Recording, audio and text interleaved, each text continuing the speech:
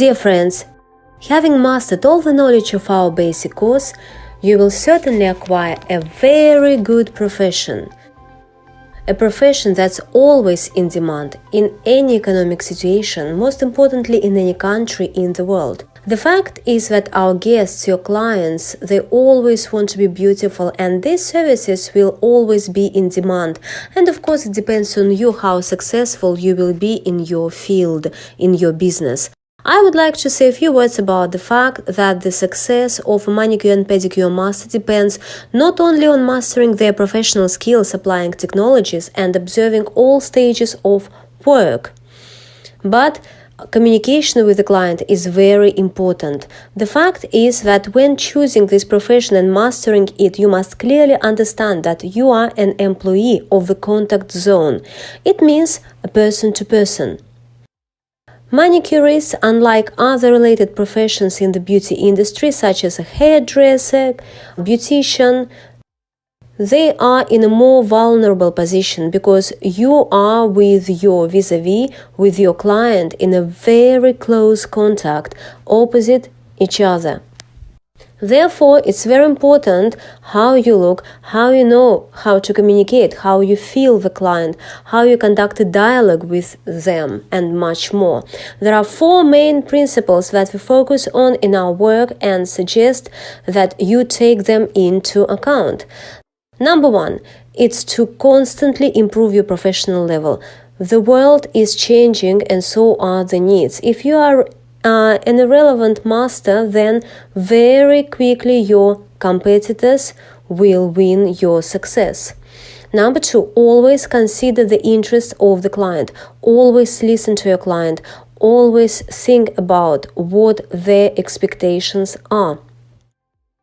Number 3, always inspire confidence. Your positive attitude, your positive outlook on life, your competence, all your actions should instill confidence in the client that everything will be fine, the result and everything will turn out the way you would like.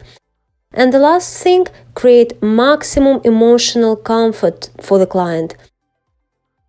I would like to take this detail into account. The thing is, when you meet your new guest, you have to remember one quote that the famous Coco Chanel said: "You will never have the second chance to produce the first impression." Therefore, let's look at a very important aspect. This is their appearance. The appearance of the master is their business card, which tells the client a lot of non-verbal signals. You have thought over your appearance and pay attention to it. Your appearance will say a lot for you and will lead you to success. First, we recommend that you always wear a uniform. Preference can be given to medical uniform used by a nurse, but it's important that it should be white. White color subconsciously communicates cleanliness, neatness, and safety to your client. Moreover, uniforms allow you to emphasize the level of your competence and tell the client that you are serious about your work and that you are a serious professional. Furthermore, of course, you need to pay attention to your hairstyle, makeup, of course, the condition of your hands and your manicure. In no case very heavy perfumes are used at work. It would be useful to say that you must look impeccable in terms of hygiene and have no other odors. Your hands should not have excess accessories, and it's better to refuse to use them. The skin should be clean, makeup should be moderate, the hairstyle should be thought over, and it should say that you are respectful of the client. Dale Carnegie said that we have only 4 ways to interact with this world: what we do, how we say, what we say, and how we look. Remember this statement and use it in your work. The first meeting with the client, as I have already said before, is a very important point of contact. You and your client are in the state of tension. You are worried about how the visit will go. The client is worried about what the result will be, whether the service will be safe, and whether mutual understanding will develop. So the skill of an active listener in your work is the key. Always pay attention to details. Ask open questions in order to get to the maximum of your client's needs, expectations. Maybe sometimes even fantasies, not to mention what their mood is, what their habits are, and what kind of their life experience, of experience as well they have had of getting a manicure in other studios. It's not just a conversation, or it's not just a light conversation. For you, this is a huge amount of information that you need to analyze, and be sure to offer your guest a strategy of what you are going to do today. It's very important to always warn the client, tell them frankly about all the expected and desired procedures. You can familiarize them in advance with the cost, the duration of the procedure. It will always be professional if you tell them the rules of each stage. This way you relieve the tension, let the client understand what's happening, what follows afterward, how much it costs, and what the result will be. Always tell only the truth. Operate only with numbers and competent data from your experience and from the experience of the industry. Never promise anything sky high or something you can't deliver. Always think about your reputation and the reputation of the studio. The way you communicate is a very important aspect of how your meeting goes. Be polite, be modest, but do not allow yourself to be arrogant, of course, no fawning. It's your professional topics in communication that will allow you to conduct the session at a very high level. There are topics that are never discussed at the time of communication. These are politics, religion, nationality, sexual orientation, and other preferences. They never discuss the work of other masters or other salons. They never get personal.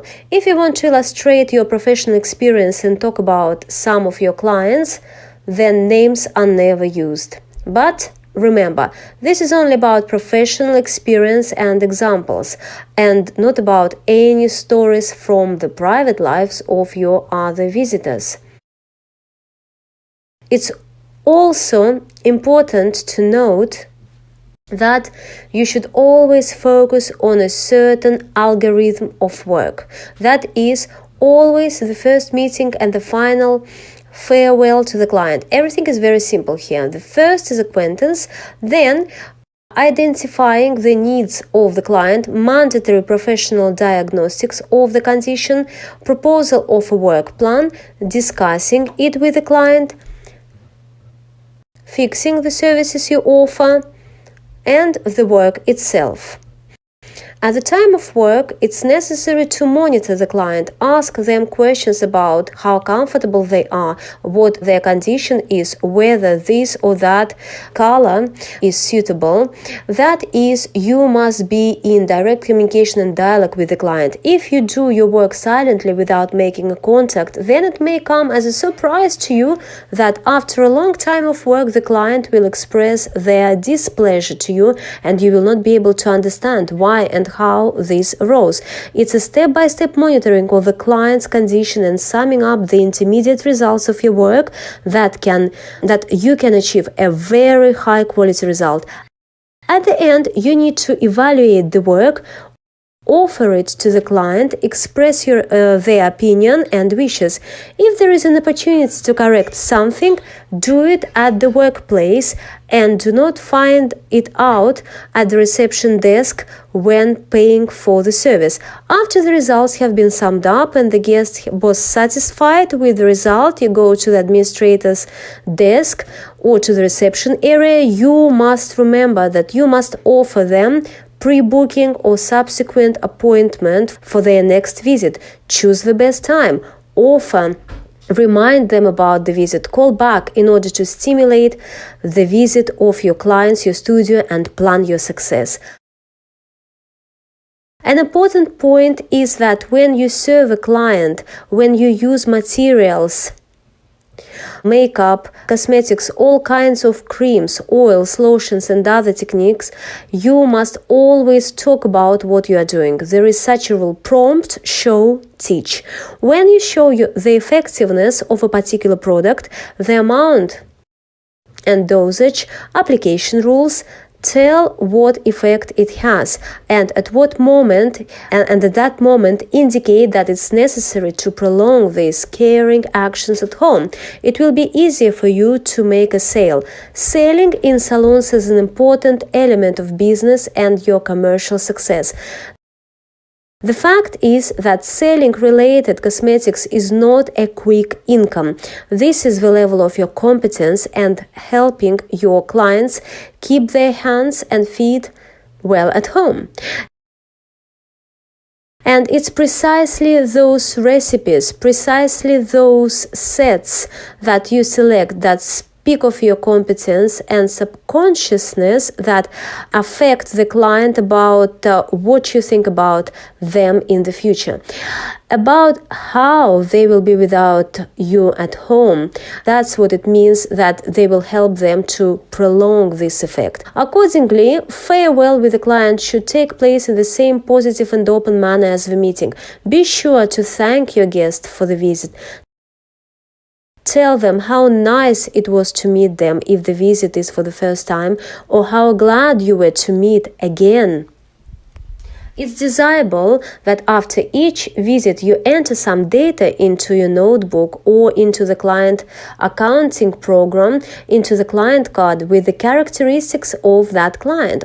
Of course, be sure to remember the names of the children, the nicknames of their dogs, some important events that are associated with this client. And during the second visit, when they find this knowledge, they will be pleasantly surprised that you treat them, and they will treat you with gratitude that you have singled them out from a large stream of clients, and this will emphasize your personal attitude and attention to them. In conclusion, I would like to point out that 50% of your success as a master depends not only on technologies and manicure skills, but on how you present yourself, your services, how you know how to speak, how you know how to listen, what kind of atmosphere you create in opening hours, and how you take care of your customers. We wish you success and hope that our course will be useful for you and everything will work out for you. Now we are in the zone of cleaning and sterilization of instruments that are in our studio. The sterilization zone is the most important zone in the work of a manicure and pedicure master. Alia will now show you all the processes you need to follow in order to end up with a clean and safe tool. The first thing we need to do is to prepare a solution to disinfect our instruments. Be sure to wear gloves and protect our airways with a mask. There is an old solution here. We are pouring it out. In this solution, we can see a precipitate consisting of dust. We need to replace this solution. We drain our solution into the sink.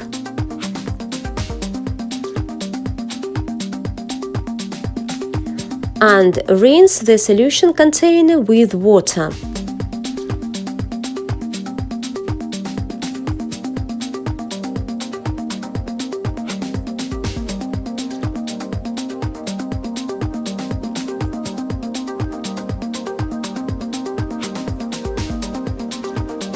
Also, if required, we can use a brush.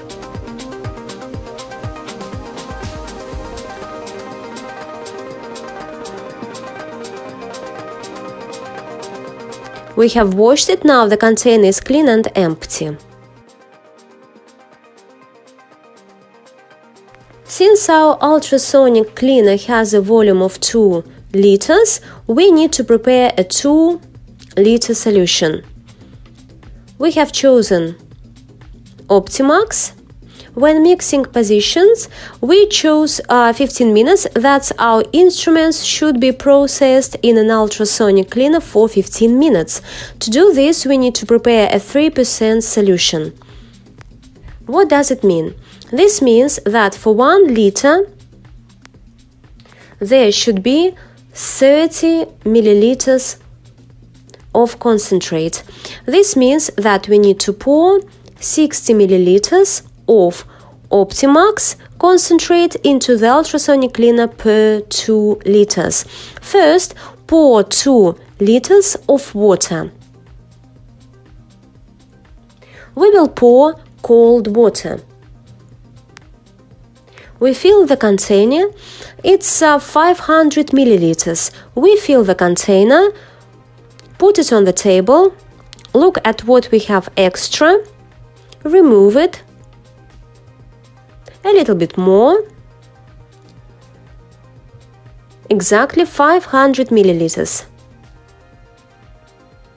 And we do it like this 4 times. Here we have 2 liters of water. Now, since we need to pour 60 milliliters of concentrate, we first need to remove 60 milliliters of water. We take a syringe of 60 milliliters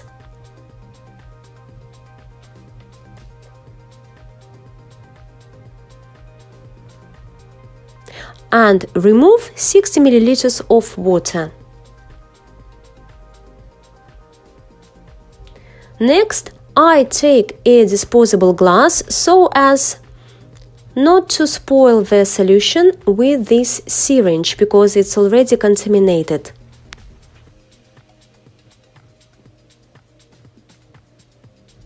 I pour approximately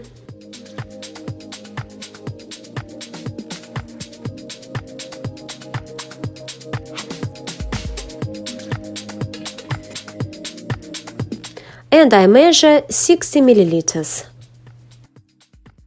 It's 60 milliliters. We need to drain the rest because we cannot pour them here again. Otherwise, the whole concentrate will deteriorate. We pour the rest into the sink and add the missing amount of milliliters here.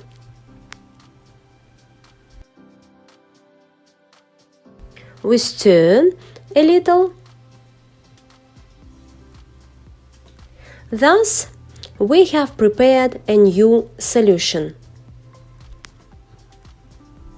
If you have a different remedy or you use a different concentration, then accordingly you need to build it in a different way based on the remedy that you use. And now we must write when we prepare this solution, what kind of product we have, how many percent, and when is the expiry date. We write the name of the product. We had Optimax 3%. Today is the 17th of January 2022, and the expiry date, we change our solution every week, that is every 7 days, or until precipitation occurs, that is, we will set the expiry date until the 24th of January 2022 and sign. That's it. Now we change and attach to our solution. Now let's see the correct preparation of our solution. We use special strips. We take a strip, quickly load it into our solution for 1 second. Take a napkin, set it, hold it a little,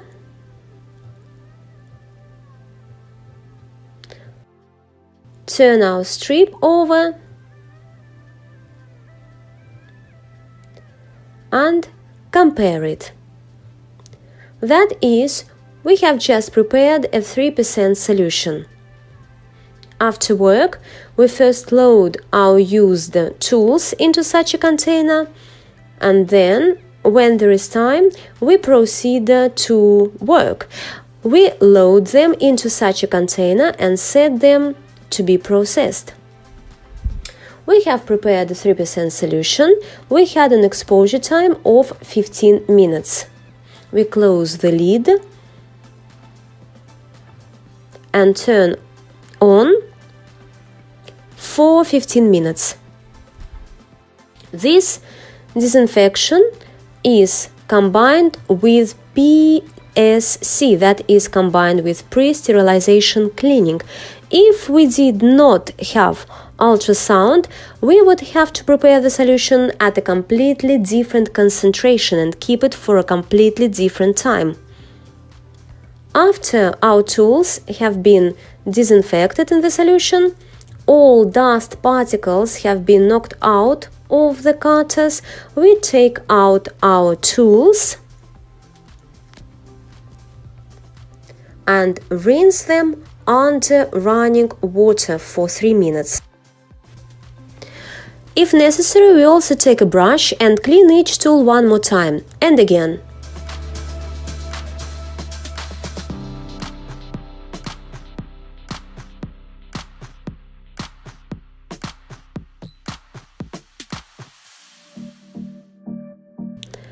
Especially it concerns cutters, but since our ultrasonic cleaner is very powerful, it knocks out absolutely all the particles, cutters no longer require additional cleaning. After we have rinsed with running water, we take our tools and lay them out on a clean tissue and select them to dry. In this state, our tools dry for about 8 hours. Now we need to fill in the disinfection log. That is, we write the date, the number. We also had an ultramechanical processing method with the help of an ultrasonic cleaner Optimax. We had a pusher, a curette, tweezers, and 4 cutters, 10 tools. We put a signature. That's all. We have filled out our journal.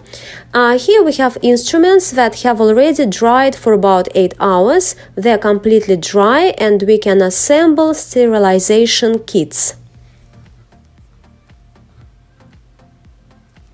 Here we have a sealing device. We put our roll, we press it, it heats up, we cut it off, and we have such a bag.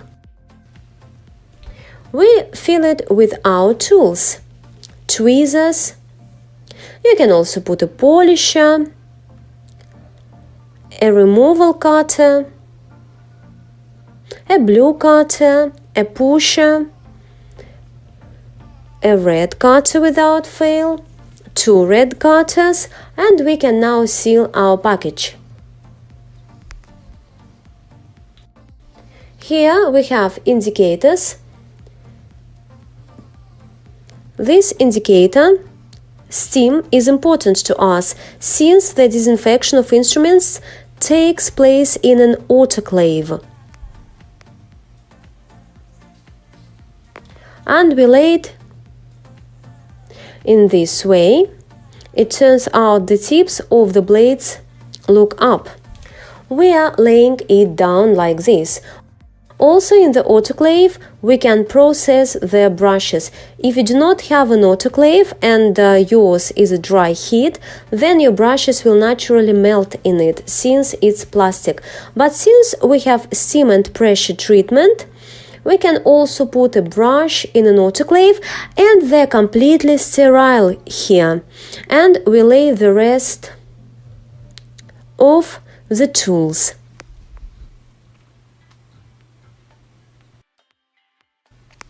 Don't stack instruments on top of each other.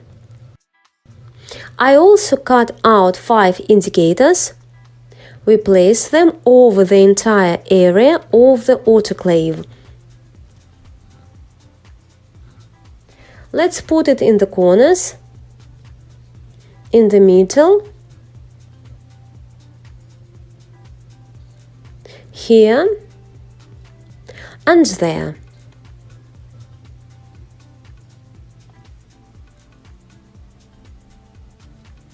We close the autoclave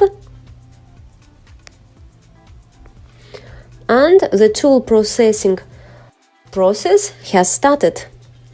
To operate the autoclave, we need pure distilled water. To do this, we have a distiller.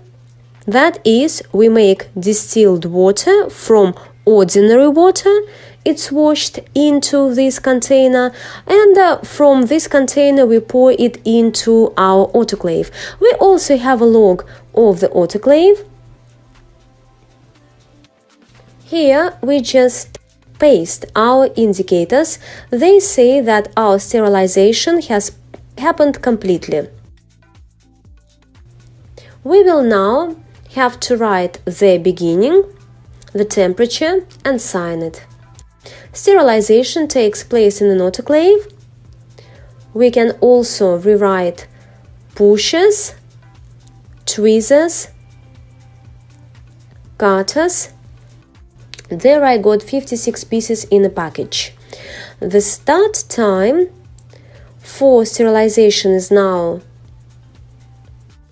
2 o'clock, and our sterilization will end at 3 o'clock. That is, sterilization is a rather short process, but it takes us time to heat the device itself and cool it down and adjust the temperature.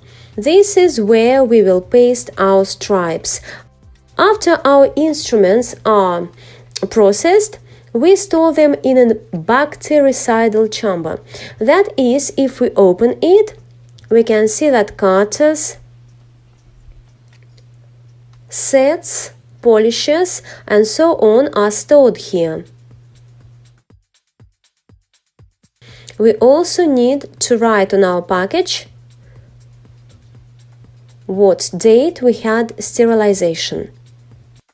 We hope that you have looked very carefully at all the steps of cleaning and sterilizing instruments, and we would like to point out that it's very important to have a clean and safe instrument in your work. Unfortunately, there are large numbers of diseases, a large number of risks for masters, and first of all for our clients. Health and safety is the most important selling point that our customers are now demanding from us. Therefore, if you provide health and safety to your clients, then the success of your studio will be guaranteed. The quality of the service provided and the health of the master directly depends on the organization of the workplace.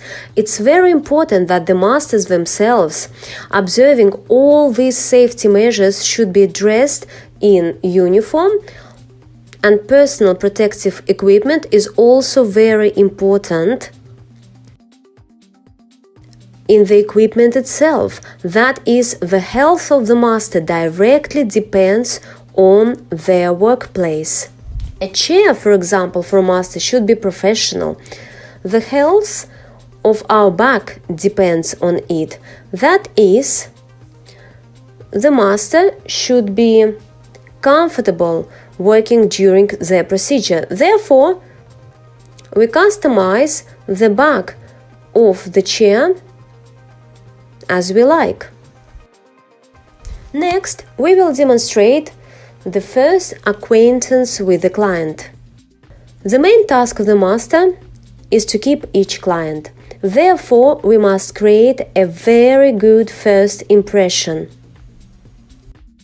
We get to know our client and demonstratively show that everything is perfectly clean here. Therefore, to start our procedure, we use such individual packages that we open directly in front of the client, where we have all the disposable products for work. We open the package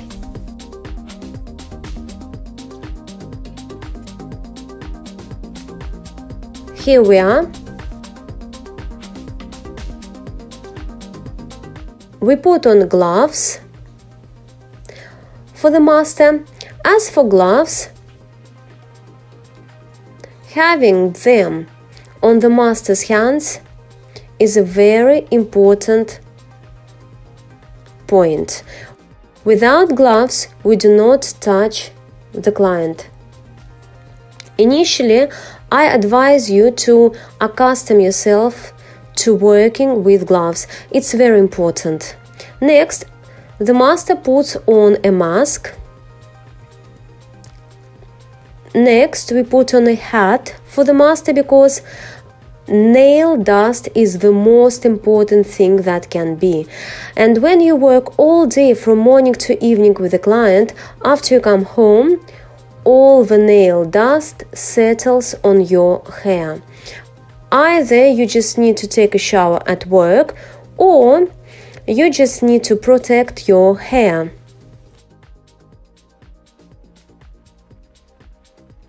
In the set, we have a disposable bath, a brush, an orange stick, a file, and a tissue.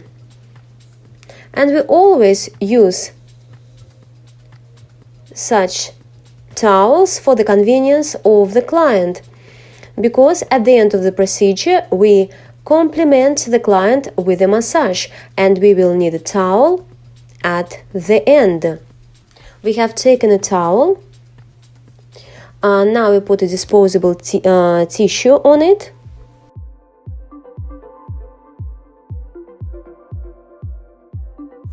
We set the tool on the right side for work.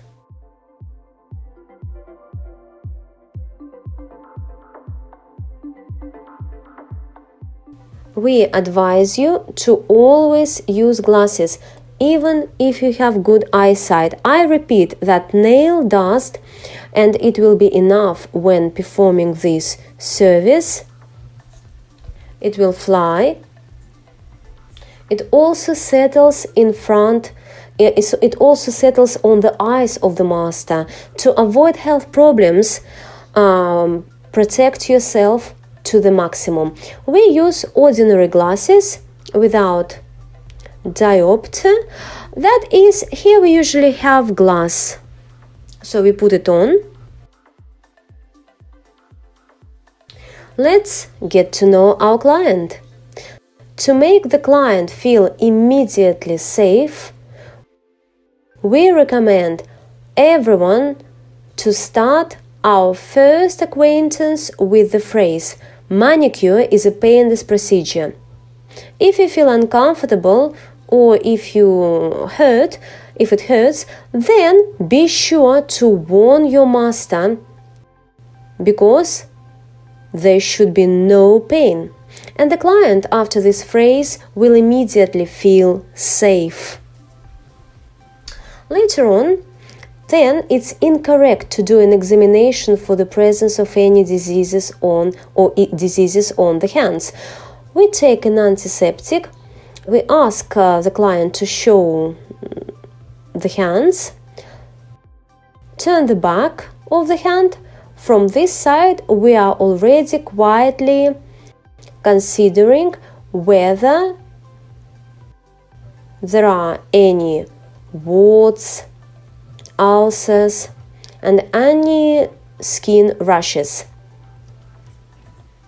We do an external inspection. We ask the client to rub their hands and then proceed to work. We always demonstratively show that, to the client that our instrument is sterile. We open the package, and all our tools that we work with during the entire manicure technique should lie on the table.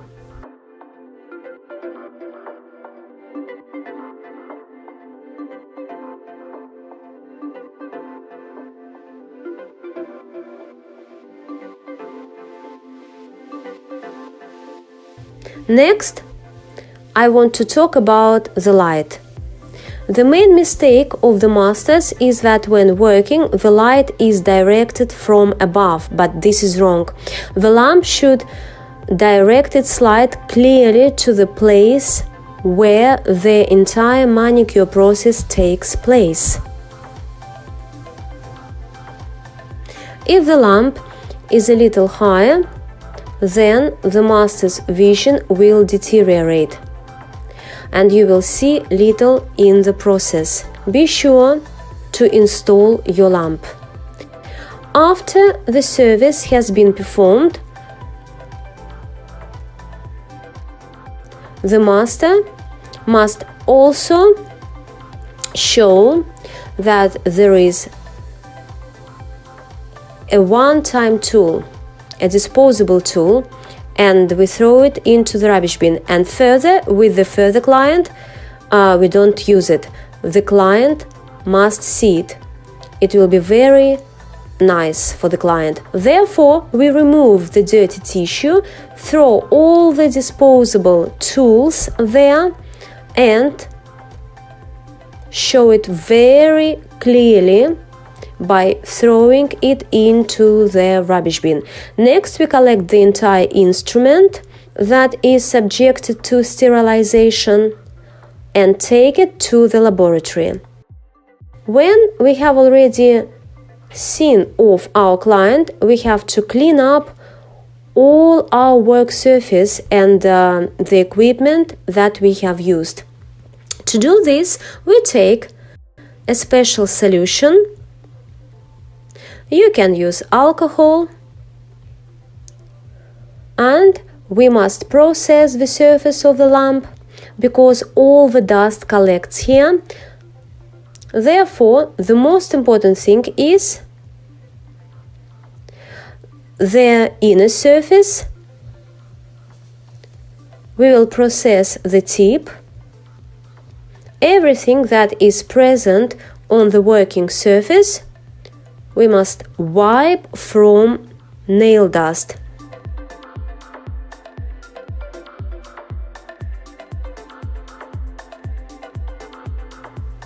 Having a vacuum cleaner is also mandatory when performing combined equipment technique.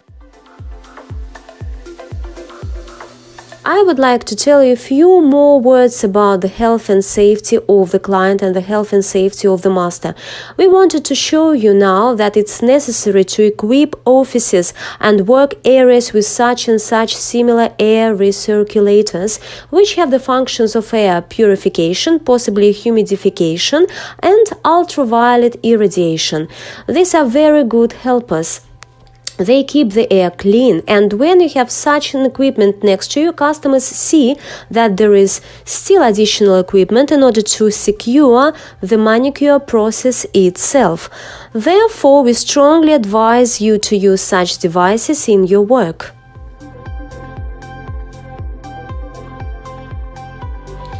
If a client comes to us already with manicure, with cover, we must remove the old material. We can remove the old material both with a ceramic cutter and with a carbide cutter.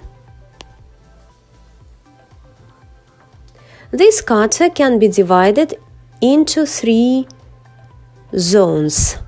These are our toe cutters, the nose, the middle, and one might say the belly.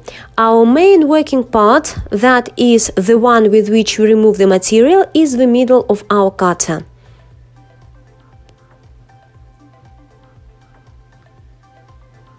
Let's draw a nail plate and assume that we have it grown by about this part. We put our cutter. Our working main part is exactly with the middle.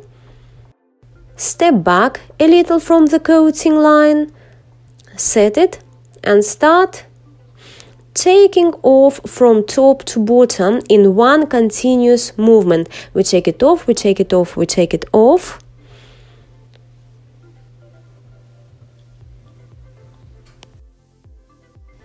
and gradually go to the left side.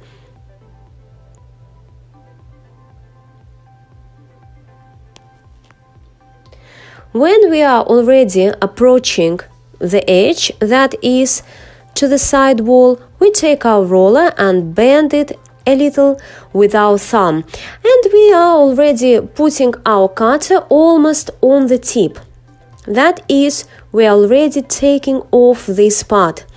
But we know that here we have the smallest amount of material, here we have the largest amount of material, and we remove the material from the side wall.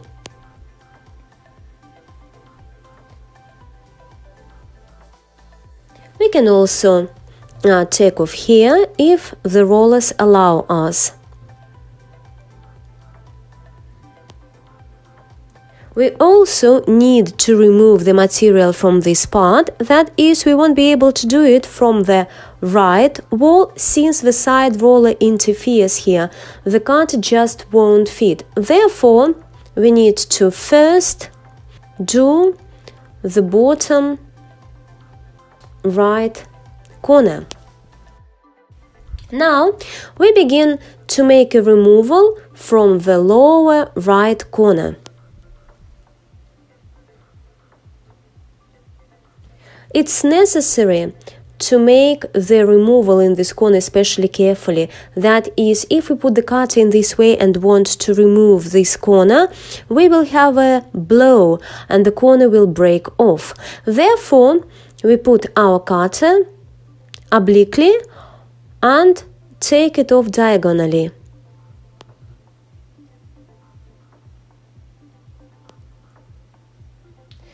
We put it and finished this corner. Next, we need to finish the rest of the part.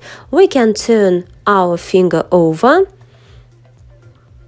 intercept it from above, put the already narrow part of the cutter off the roller and take it off with such movements. That is, we go in small segments and take off the rest of the material here, here, here, here, here, here. And later, further on, when we have done the removal of a large amount of material, we will already be able to level it. That is, we will be able to equalize it in this way from top to bottom already the way we need it. We do all the removals on forward.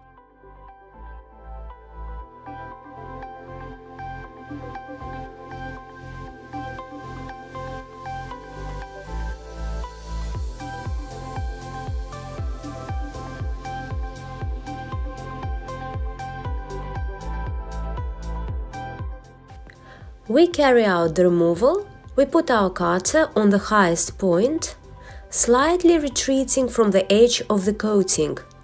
We perform long, continuous movements towards the free edge. We gradually move on to the left wall of the nail.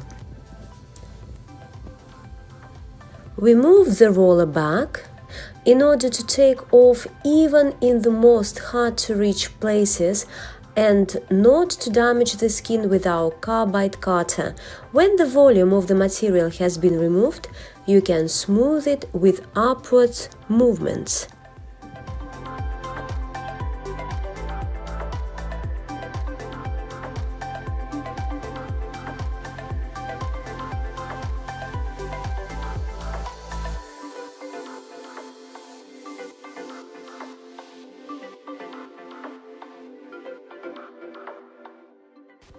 Now we make the removal of the lower right corner.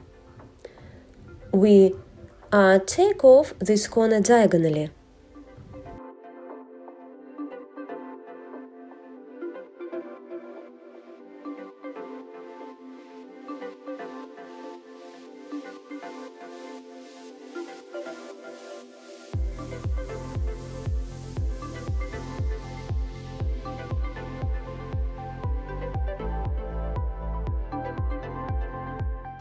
Now we finish the remaining volume of the material around the perimeter.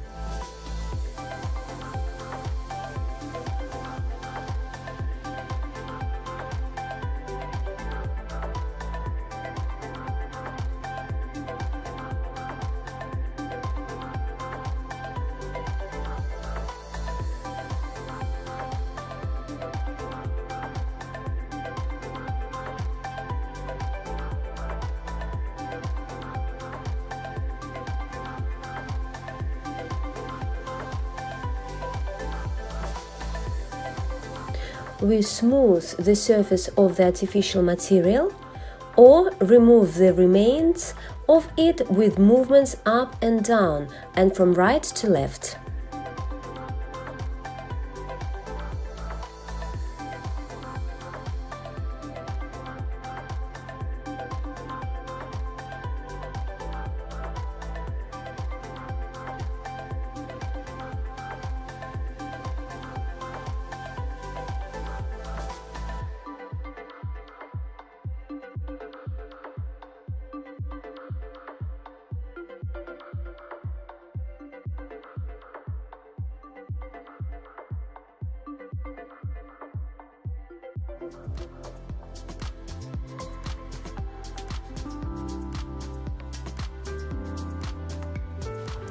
There was a very thin layer of base coat left, and we sawed off the rest of the material with a file.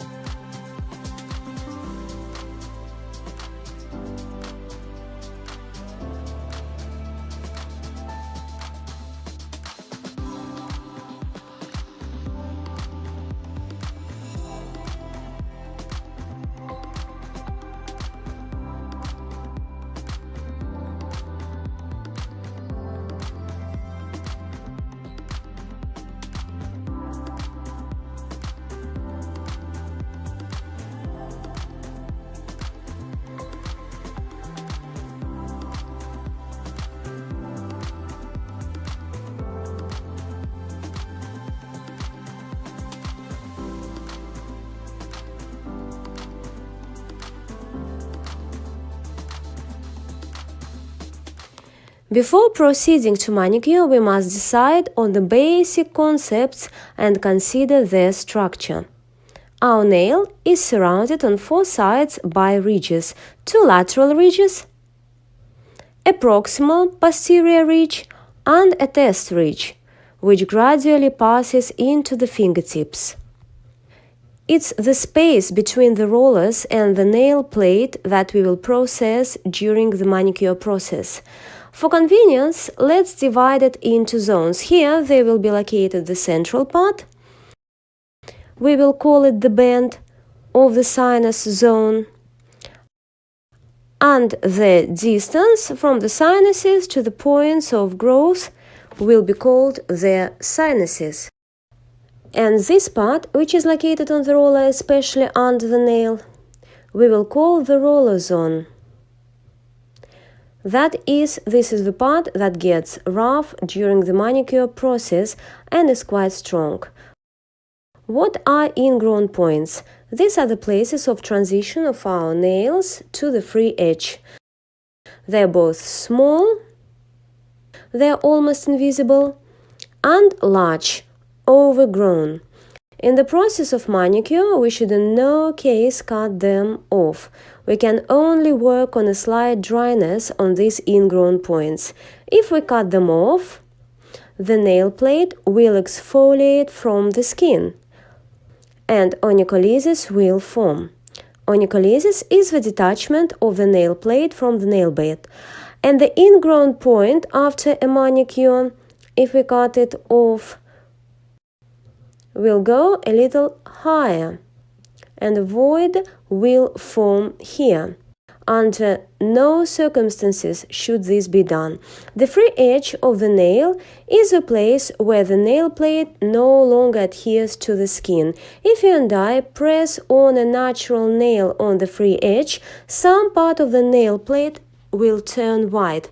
Approximately this area will turn white. This zone is called the stress zone. That is, this is the place where the greatest load falls, and accordingly, if we somehow cut the nail plate, thin it, or the client hits it, then it's in this place that we have all the breakdowns, damage, and other things. Closer to the proximal ridge, that is to this one, we can observe the white moon. Apparently, this is a part of the growth zone. Here the cells are very soft and easily subject to some kind of deformation. Some people, with them, the holes are very large. Other people have them voluminous, others have them very small. If we look at our hands, at our fingers, we can see that there are many more moons on the thumbs than on the others. This is due to the fact that thumb is exactly one phalanx smaller. Thus, if we see that we have a large moon, we must carefully perform a manicure, since here is the highest probability of damage to the nail plate. We should try not to thin the side walls of the nail during manicure. I'll draw the side walls of the nail here and here. How does this often happen? The master puts the cutter in this position and spends many times thinning the nail plate. They will either break or flake off the nail bed. This, of course, is unacceptable. We can put the cutter in this position only if we have pterygium residues on the nail plate, that is skin or artificial material. With other people, in all other cases, we must necessarily deflect our cutter from the side walls. That is, we must always see what we are processing.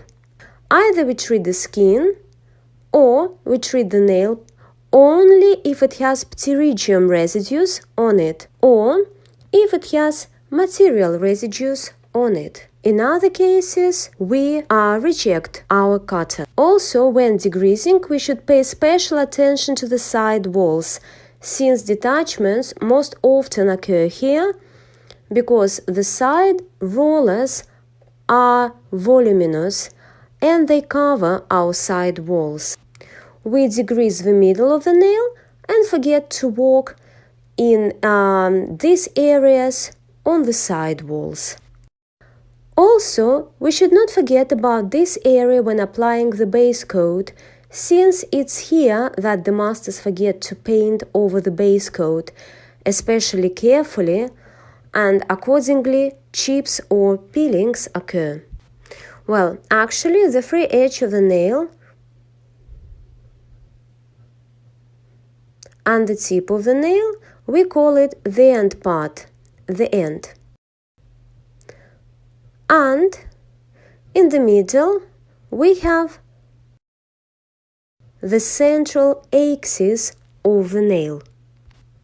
Here, we have to pass the lower parallel of the nail. It should be parallel to the axis of the finger, this line here. That is, if we look at our finger from the side and draw a line, it will be called the central axis of the finger. That is, this line that goes down, it should be parallel to the central axis of the finger when filing a square. That is, since it goes down, we can lift it with a nail file.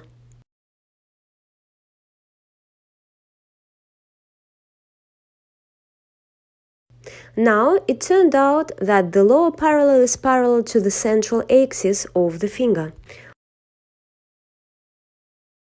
Or, when filing oval shapes, the tip will look a little up. That's the way.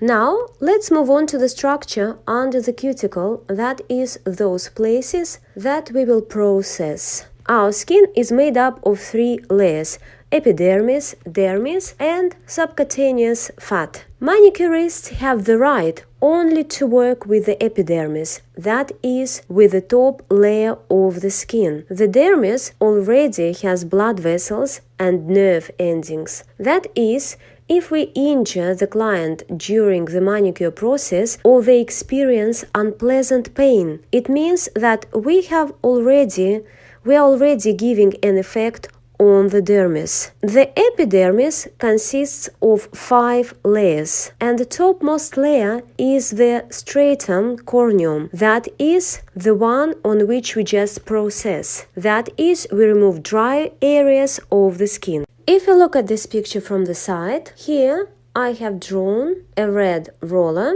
I painted it red because we can damage it during the manicure process. That is, there we have both nerve endings and blood vessels. The cuticle is drawn in blue. What we painlessly cut off is removed and the client does not experience any discomfort. And green, we have the thin layer of skin, we call it pterygium. It protects our finger from infection. The roller, cuticle, pterygium, nail plate, they are tightly attached to each other. And the first step we have is that we must remove our cuticle and slightly lift the roller from the pterygium and the nail plate. That is, we must leave the pterygium on the nail plate and open a small pocket between the pterygium and the cuticle. We can do this with our pusher. That is, we put the pusher and make pushing movements that push back the cuticle and make a pocket. And then we can help ourselves further with an orange stick. It happens that if the client has a very sticky cuticle, they experience discomfort. Let's see how you can push back the cuticle. In red, I drew a sticky roller. That is, this place is very tightly attached to the pterygium and to the nail plate. And when we go with a tool and try to make a pocket, our tool seems to slip. That is, we put the tool in this way and our tool cannot get onto the cuticle and slips up. And we hit the roller with the tip. And of course, the client immediately gets hurt. And we don't understand how to push back that cuticle. In this case, we find a pocket, the place where the cuticle is easily pushed back. Usually, there is always such a place. Let's say this is the sinus zone. That is, here we have already made a pocket or pushed it away with a pusher. We can't enter here in any way. In that case, we never push from here. We go into the pocket and with very, very slow movements, we go in here and open the cuticle to the side. That is, we are not going from here. We go in here and push, let's say, to the left.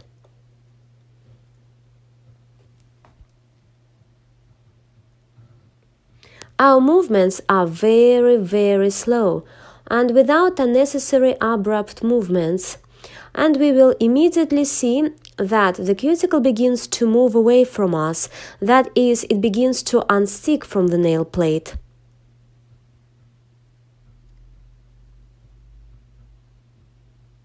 When we have a large pocket opened, we do not stop there. We also make very, very slow movements, as if we were doing a massage,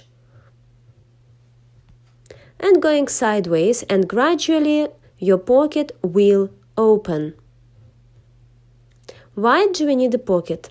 The pocket is, first of all, a place for processing the cutter. That is the place where we put our cutter, and it in fact begins to remove the pterygium from the nail plate. But the pocket also has one more function. When the roller, the cuticle, lies on the nail plate, it fits snugly against the nail plate, and then it's closely glued to the pterygium, and the stretched skin is easily damaged, even with a slight impact. Therefore, we relieve excessive tension. That is, if our cuticle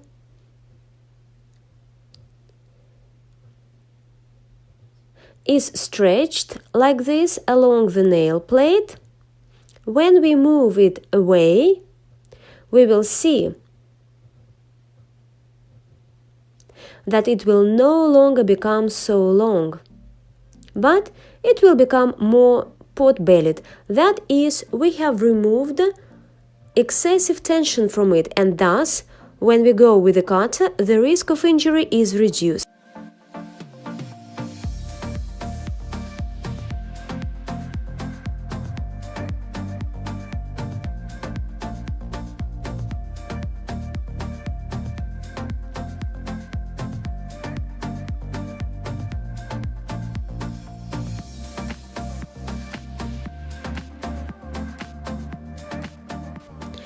We take the round part of the pusher and open our pocket with pressure movements.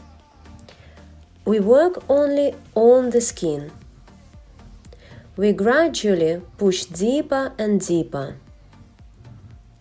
Here is our open pocket where we will place our cutter. Here we can see a thin film on the nail plate, which is what we need to cut off during processing.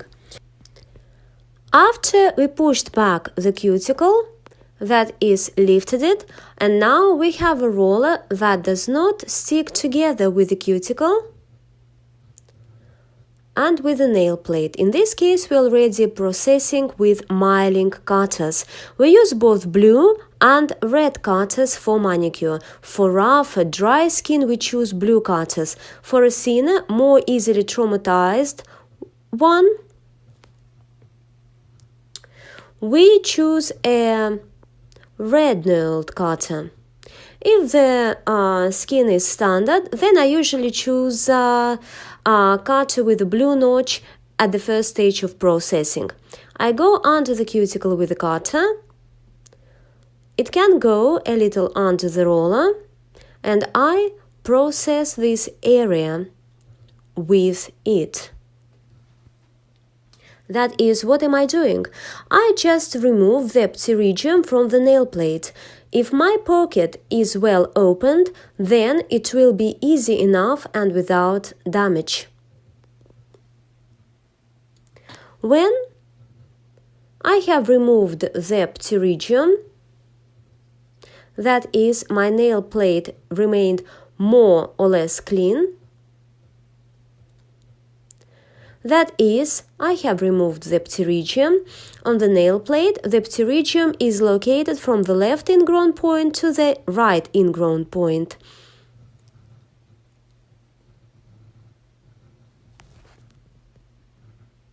That is, approximately this zone is the zone where the pterygium is located. Next, with the blue cutter, I switch to the processing of side rollers, and I pay special attention to this one, to this zone, because very often it's here that I encounter dense, rough rollers, and I begin to process them. It can be up, down, right, left. If we process the left side of the nail plate from pterygium, then we turn on the forward direction. If we process the right side, then reverse. We position our cutter in relation to the central part like this, if the pocket is very well open. If the pocket is not very well open, we can slightly deviate our cutter from the central axis, and we make small dashed movements. In no case do we rest against the sinus with the nose of the cutter. This is how we hurt the client. We put the cutter in this way and process this part of the nail plate. That is, we walk along the skin, removing the pterygium. After that, we move on to the roller. We make movements down, here, and here. We mainly process the roller with the so-called belly of the cutter. That is, we put the cutter in this way, here, here. We can turn the finger over like this. That is, we have the roughest area under the cap of the nail. Next, we switch our apparatus to reverse, and in the same way we process the right side of the nail. We put our cutter, that is, we can put a non-overlapping knife. That is, at first we set it like this here, we put it like this, and we process the central part, the sinus, the side part, and go to the side roller. And here, also here, here, here. That is, we process the area under the nail. After we have removed the main part of the pterygium, we can proceed to the cut. Before cutting, we definitely need to check our pocket. That is, we take a pusher, and it should seem to slide over the nail plate. We check our pocket and lift the cuticle. Pterygium on the nail plate is located from the right to the left sinus. This photo shows the location of the cutter on the so-called belly nail plate. In this case, you will injure the client, and the pterygium will not be cleaned off. In this case, our cutter is located on the nose of the nail plate. All the pressure of your hand falls on one point. In this case, you will also not have pterygium removed, and moreover, your roller will be frayed. The correct location of the cutter on the nail plate is also shown here. That is, the cutter lies on the cheek. In this case, if the pocket is open, it freely enters under the cuticle and effectively cleans the pterygium. Now we will consider the trajectory of our cutter without turning on the speed. That is, without turning the cutter. We go into the pocket under the cuticle. The movements are smooth without jerks. In no case do we put pressure on the cutter. With the finger we bend the side roller and go down with movements. While working on the skin, be sure to deviate the cutter from the nail. Next, we move on to the roughest section of the roller. Now we make short movements and go up, but please note that all our movements are directed downwards. After the sinus area has been sufficiently developed, it will be easy for us to process the sinus area. Now turn on the speed about 7,000–8,000 revolutions per minute and process the left side on the forward. Since our nail is not straight and has an arch, We also need to repeat this curve with buckle cutter. We process the sinus zone and then I go into the sinus. I slightly deviate the cutter from the nail and try not to cut off the ingrown point. I open the roller and process the hardest part of the skin. Here you can make active tapping movements. With my finger, I bend the roller, slightly deflect the cutter from the nail and go up with short, small movements. Right now I'm doing a lot of small, short, downward movements, but the overall trajectory of the cutter is upward. Now I'm sweeping away the dust so that I can see better. Now you are watching a video slowed down by 2 times. When we process the right side, you will see how it will look in real time.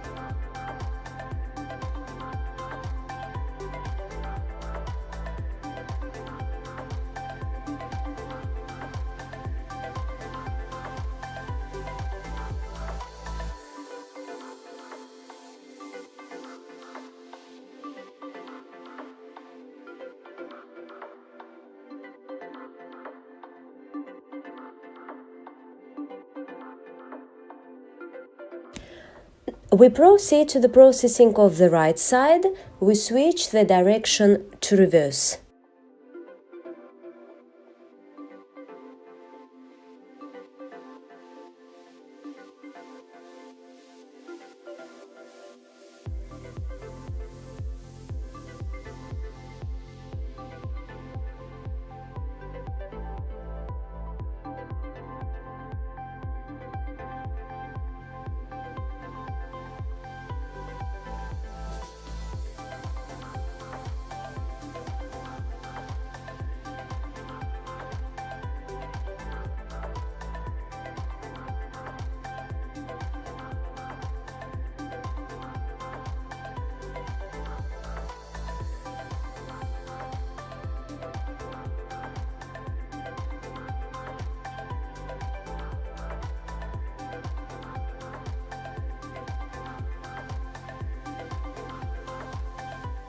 Here is the result we got after the first pass.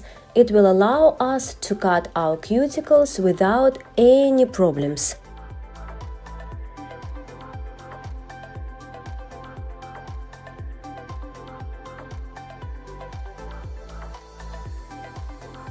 After we have opened our pocket, we can move on to the cut. Here I draw our cuticle, which will need to be cut off.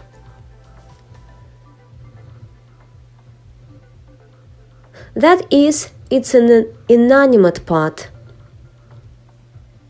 And let there be a roller on top, the place where we can damage our skin.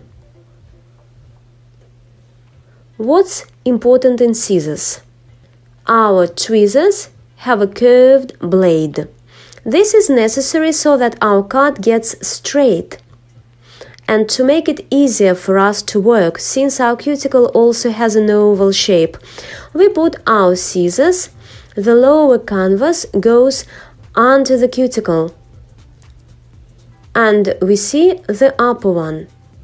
Our scissors go in this way and we make a cut. If we put the scissors and the tips of the scissors look into the roller, then in this case we will damage it. That is, here we will have a cut.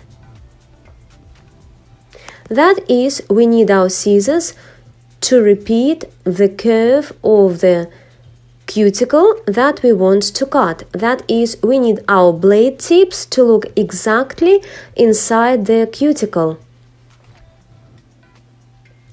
We close the blade a little, put the scissors, the bottom sheet under the cuticle and make a cut. Here we make a cut. After we've made the cut, it will look something like this.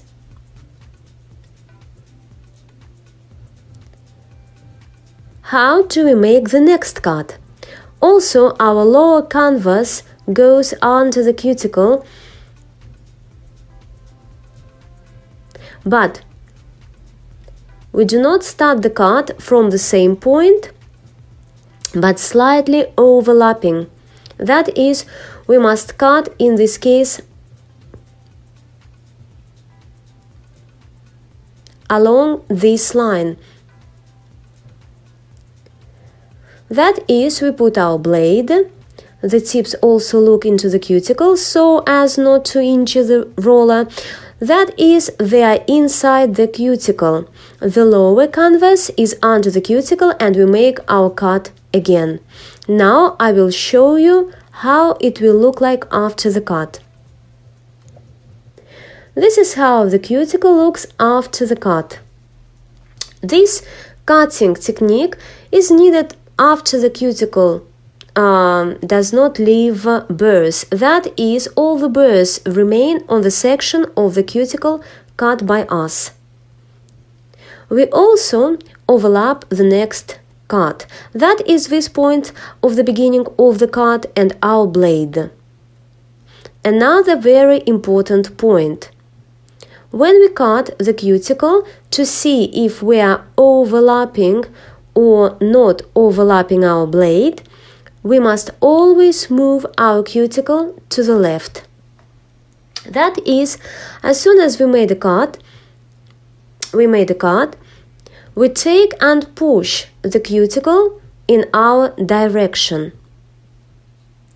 That is, if we are right-handed, then we usually move to the left. After we have moved the cuticle to the left, we move the view. We've got the view.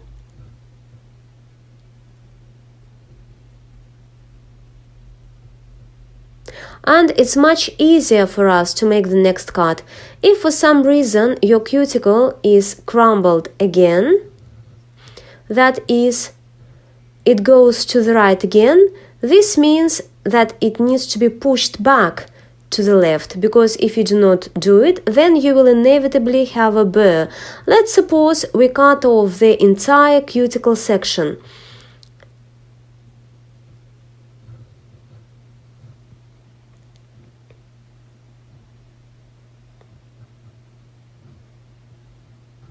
So, here we are, and we need to make the last cut. We must place our scissors so that the tips of our blades close in the air, because if we do not do it, we will cut our skin endlessly. Or in the end, we just remove our scissors and then the client will be left with a burr. This is where they will have a burr. Therefore, at the end of the cut, we sort of seal the cut, cutting off, closing the tips of the blade in the air. That is, if the slice is shown in green, it will look like this. That is, there is no burr left.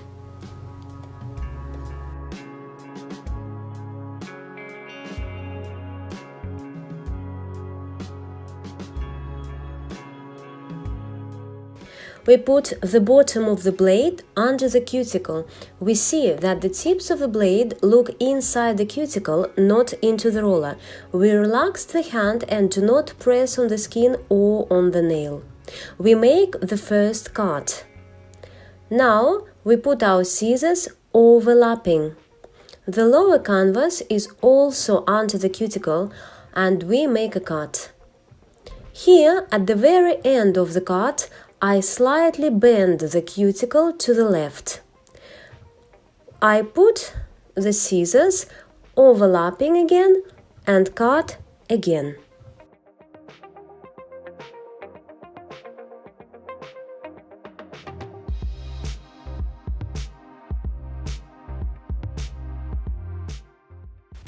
Here I practically close the tips of the blades in the air and finish the cut. Let's take another look in slow motion.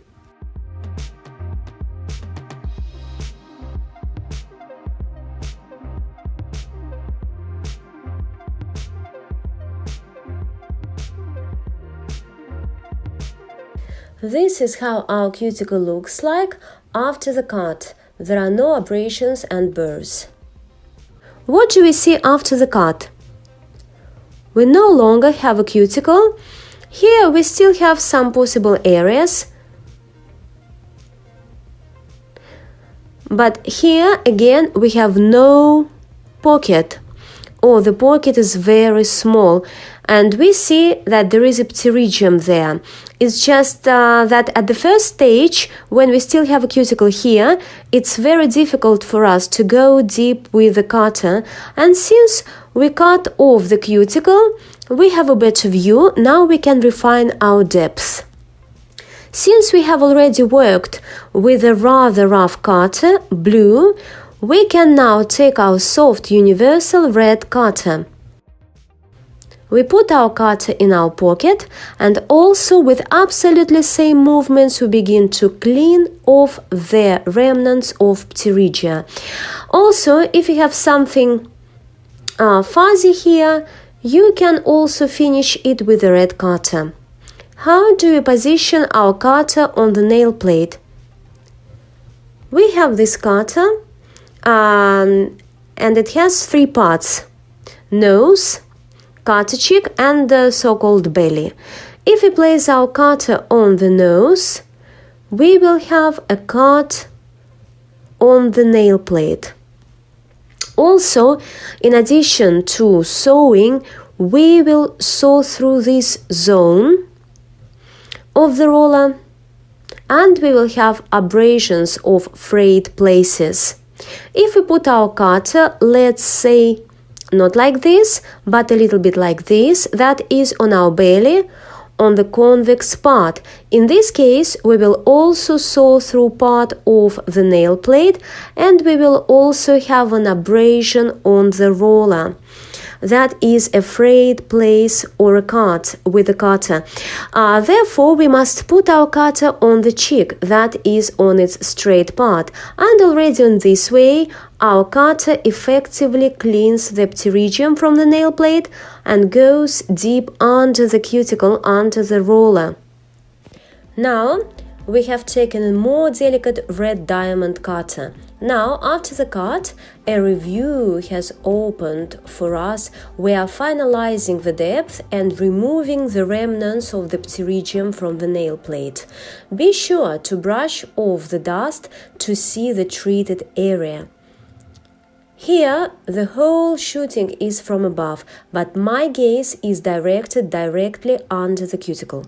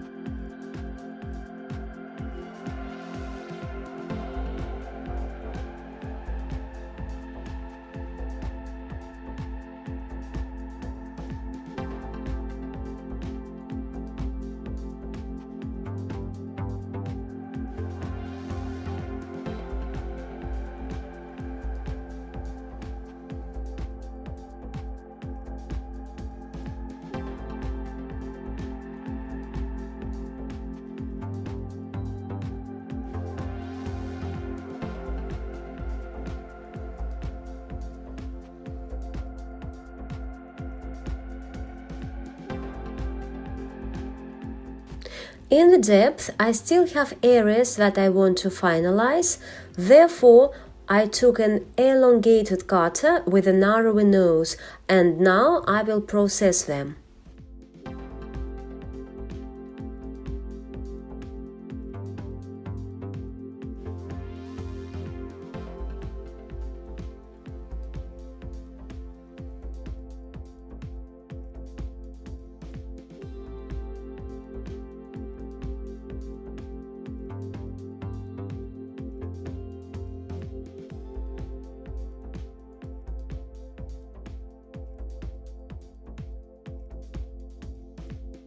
After we have opened the side bolsters, rollers well, finalized our pocket under the cuticle, we can already move on to the next step.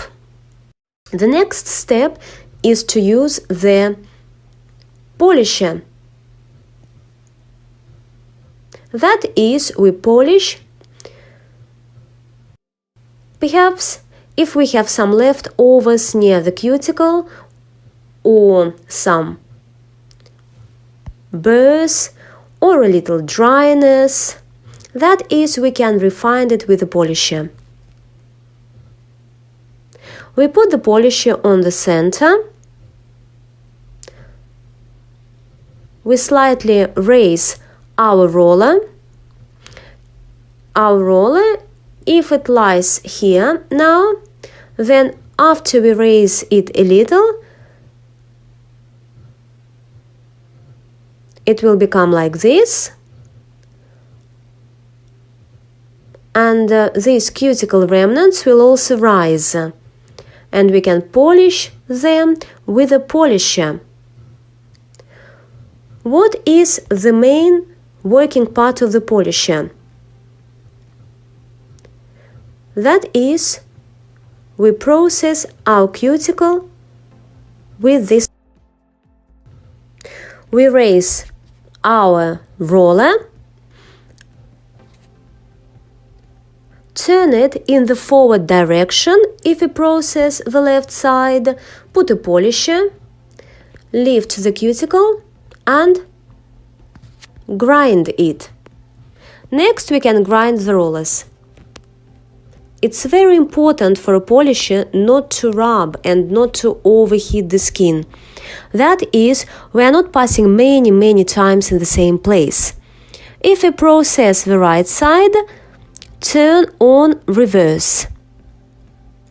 We also put it in the center of the nail plate, push back the cuticle, and polish our skin with such movements. We can also sand rollers.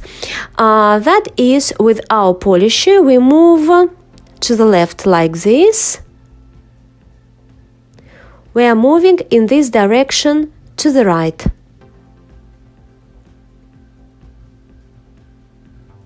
Once again like this, that is, we repeat our cuticle contour. And here. If we put the polisher in the center and go, let's say, like this, to the left, then we will lift our cuticle and thin it very much. And we can also get cuts and abrasions. That's why we repeat the exact contour of our cuticle.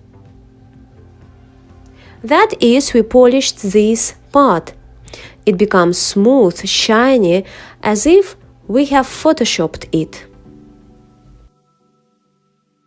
Now we take our grinder and grind the end of the cuticle, slightly lifting it with the finger.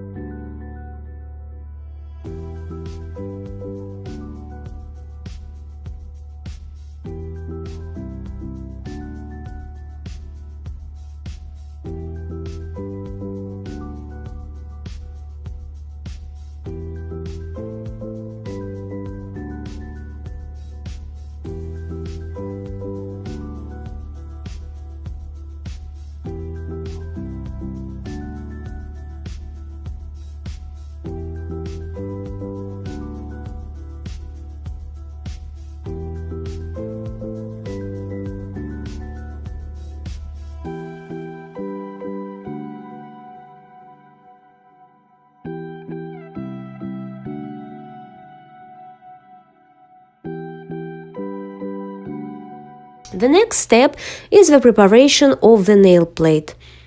We take a buffer. Our buffer has corners. With these corners, we go under the cuticle.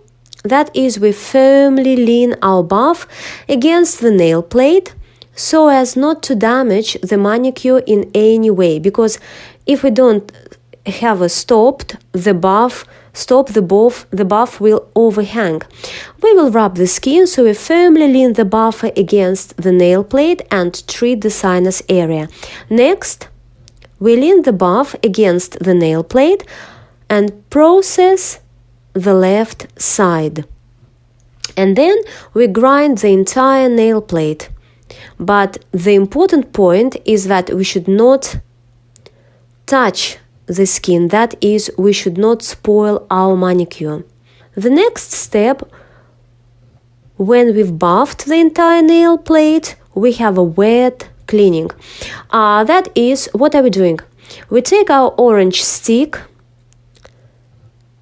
to the very tip, we wrap it around our napkin, and in this way we carefully go under the cuticle, removing all the dust.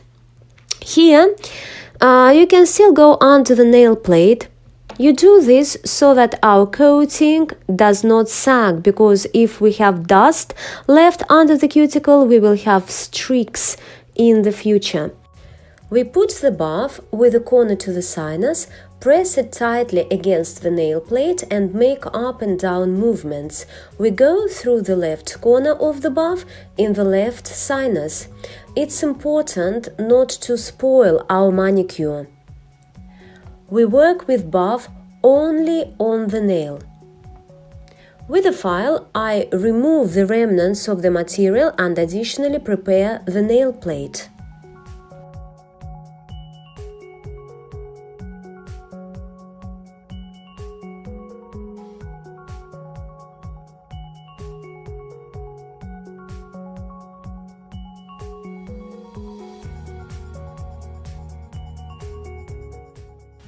I take the tip of an orange stick and wrap it in a damp napkin.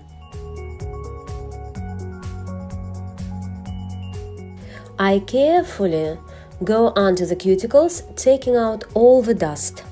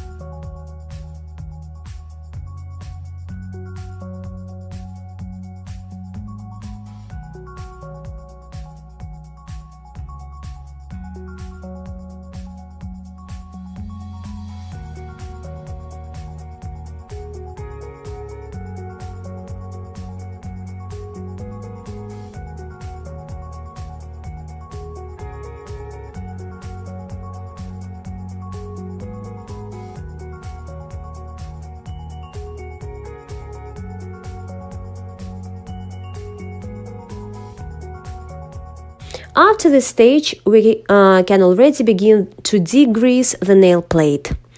To degrease the nail plate, we use alcohol at the first stage.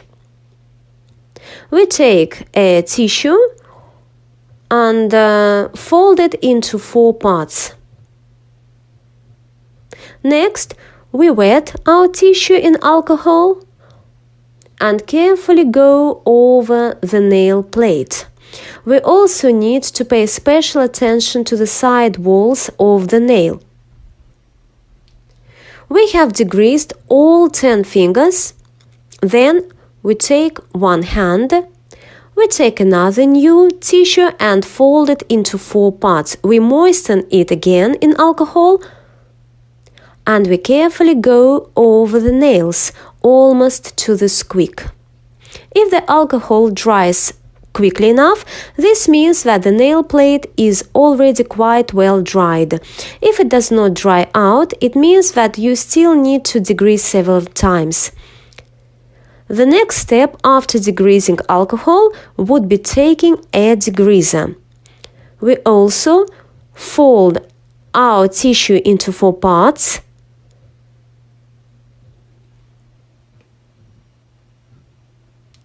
We take a little degreaser and again wipe the nail plate with this product. It degreases very well and we can hear such a squeak. If the nail plate is oily enough, or the client uses oily creams, or perhaps they have used the cream before the manicure procedure, you can also take a tissue, wrap it around an orange stick, and go through this degreaser carefully in the cuticle area and under the cuticle. You can do this both before the manicure and after the manicure. In this case, the coating will lie down better and the milling will also be much more comfortable. I moisten a napkin in alcohol and walk along the perimeter of the entire nail.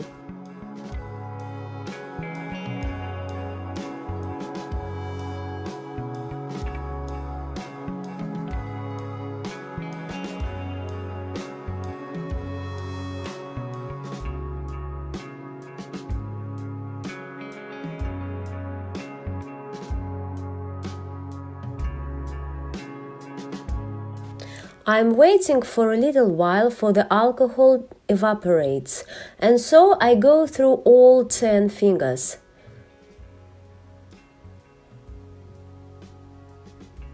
I take a new napkin. I also fold it 4 times, moisten it with alcohol, and again I go around the perimeter of the entire nail, and I do the same with all 5 fingers on one hand.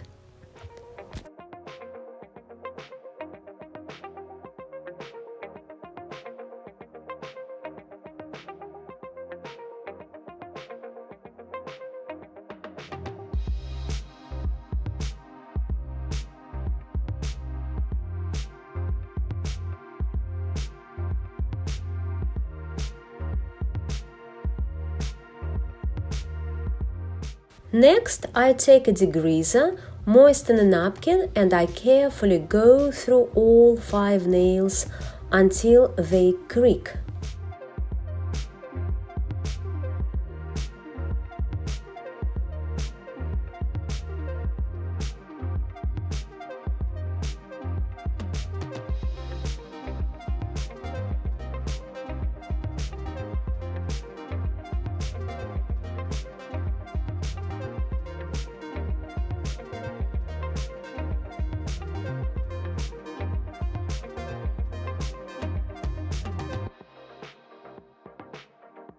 After degreasing, we apply a primer. I'll draw the nail plate again. We apply the primer in 3 movements. This way and that way, paying special attention to the side walls and precisely the end part of the nail, that is the free edge, since here we most often see delamination of the material. The primer is used as double-sided tape. We open it, carefully wring out the brush and make 3 movements, 1, 2, 3.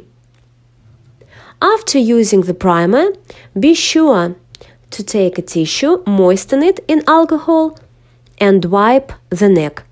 Since our primer contains alcohol and tends to evaporate, that is, if we do not wipe our bottle, our primer will change properties.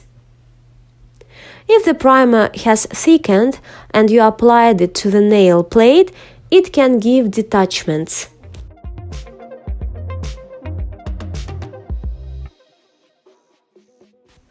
Take the primer, wring out the brush and apply only on the nail plate without touching the skin. After we have applied the primer, the next step is to apply the base coat. For the first step, we apply our base coat only on the free edge of the nail plate or on 1/3 of the nail plate. Here on this part, we apply the nail coating with carefully rubbing movements.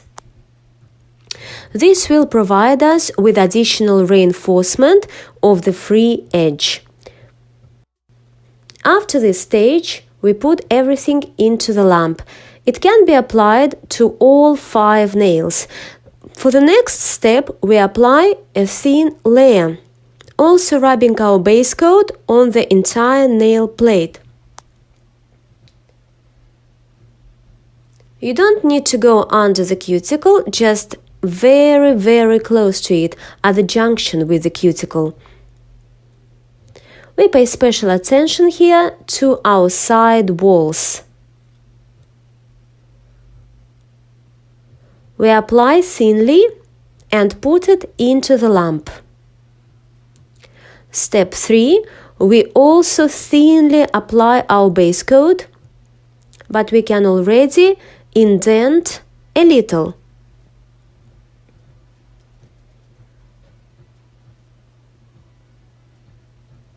We also apply it to the entire nail plate, but already with a slight indent. This indentation is needed so that we do not have a flow of material. When we have applied a thin layer, we do not dry it. Then we take our base, take a good drop, put this drop closer to the cuticle.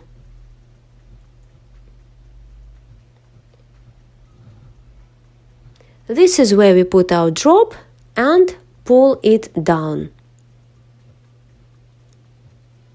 Next, we put another drop on the left, pull it down, and on the right, also pull down. We are already leveling with a thin brush, helping ourselves and, if necessary, turning over the client's hand and leveling our material. That is, the small indentation gives us the fact that the volume of material does not flow onto the skin. Apply a thin base coat of about 1/3 of the nail plate with rubbing movements and dry in a lamp.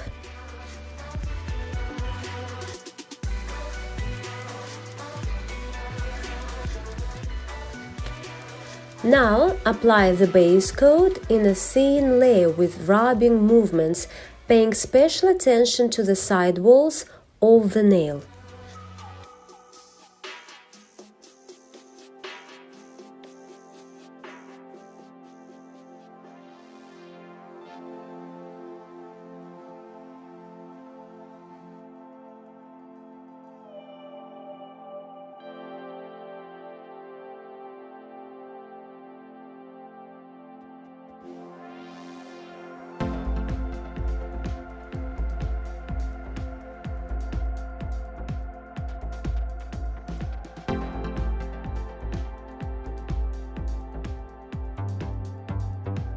If we want to make a reinforcement, we do the reinforcement mainly with polygel.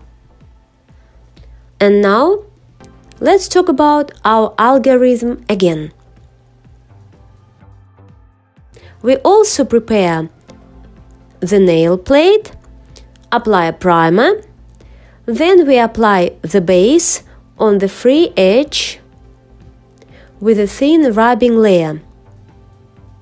The next step is also to apply a thin layer on the entire nail plate, paying special attention to the side walls. That is, there must be material on the side walls.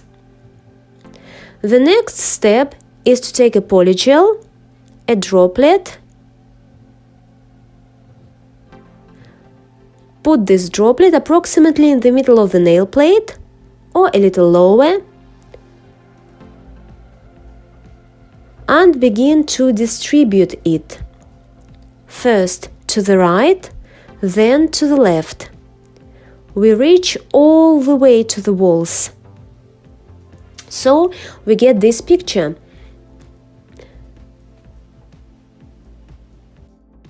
We distribute it with an orange stick. That is, we begin to tighten the polygel. We put it on an orange stick and begin to pull it down. We tighten it to about this position.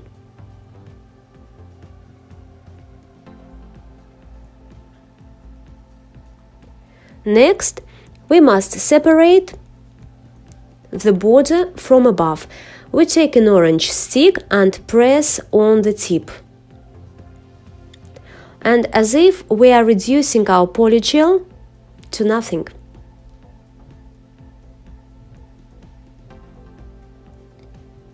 We must pay special attention to these areas. If we have a step left here, then in the future a small indent, it will be 0.5 millimeter. So we have leveled it, and now we distribute all the material to the free edge. We drag it. This way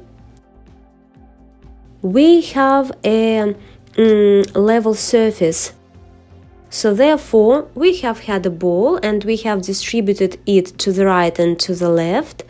Then we are distributing this ball approximately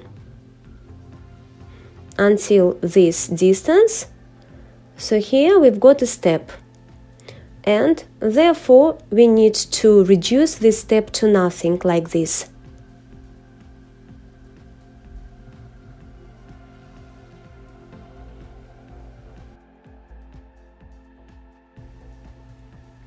So we are reducing this step to nothing,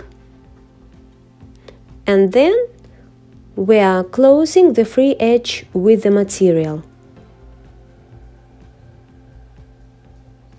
After distribution of the orange stick, now we've got a level enough surface, and in the future we are working on it with a brush. So therefore we moisten the brush and make the whole surface smooth. So we've got this volume. Afterwards we put it into the lamp. After this we put the surface onto the whole nail plate, and we make an indent 0.5 millimeter. We apply a thin layer and we do not dry it. We immediately put a drop in the middle, pull it down, and here we've got 2 small droplets. Thus we form the apex. Apex means the highest point. That is, we put our drop and pull it to the free edge.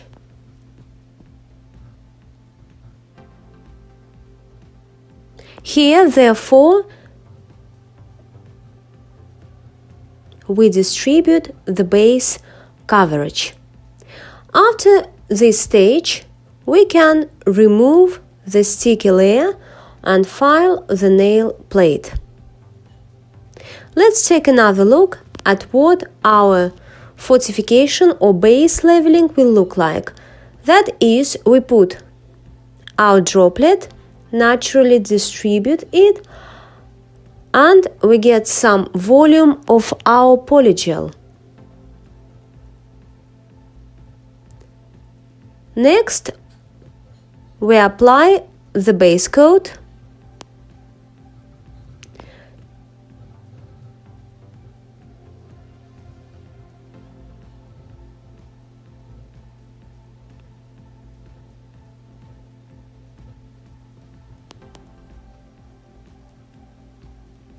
Here we get the highest point, as I said, the apex point.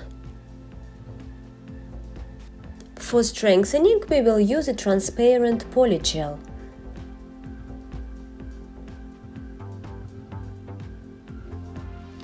Take a small drop with an orange stick.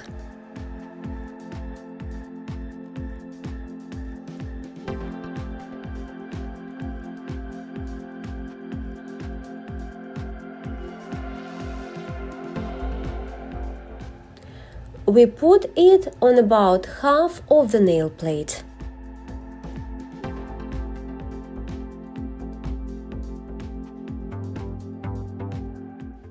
Press a little, flatten and begin to distribute.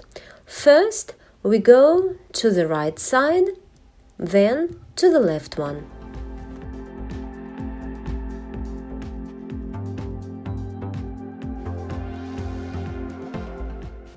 We should get a uniform strip of polygel across the entire width of the nail plate.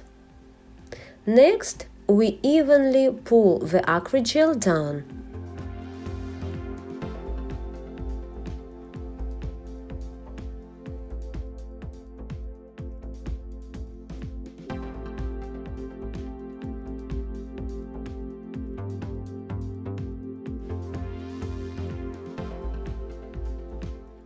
Now we need to break the border between the acrygel and the coating so that we don't have a step. We also do this with an orange stick, pressing a little on the tip. Now we fully reach the entire volume of acrygel.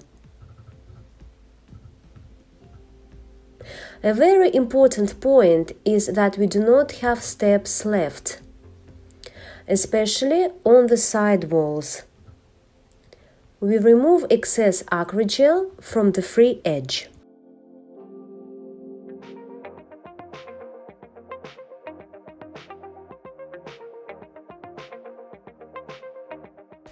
Wet a flat brush in a degreaser.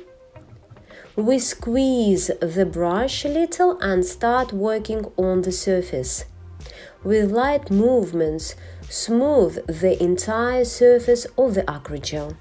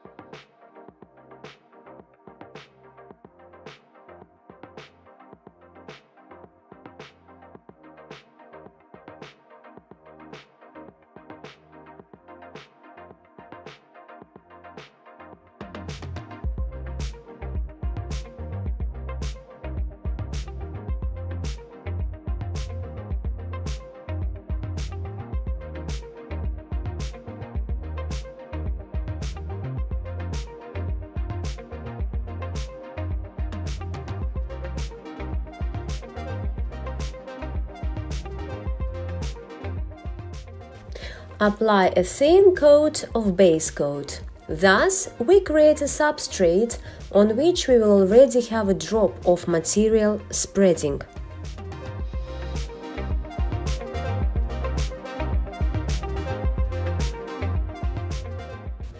Take a drop of the base coat and put it on the intended highest point and drag it to the free edge.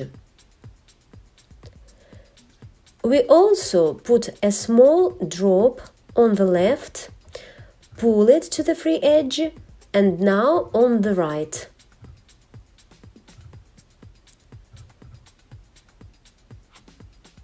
Smooth it with a thin brush if necessary. we turn the finger over so that our base coat does not flow into the side rollers and level the material.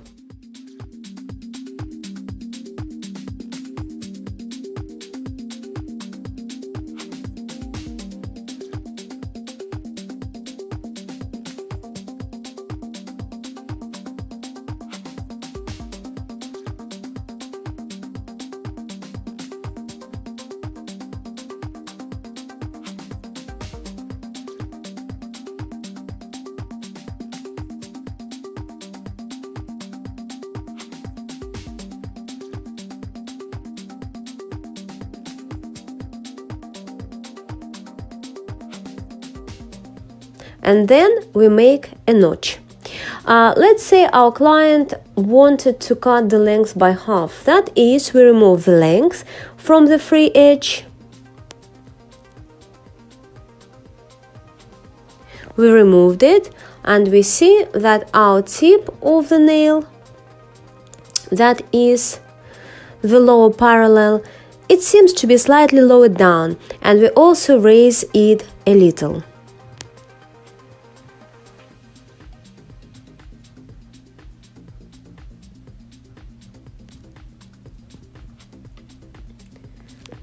And thanks to this thickness, of course, we do not pay any attention to the nail because it's thin.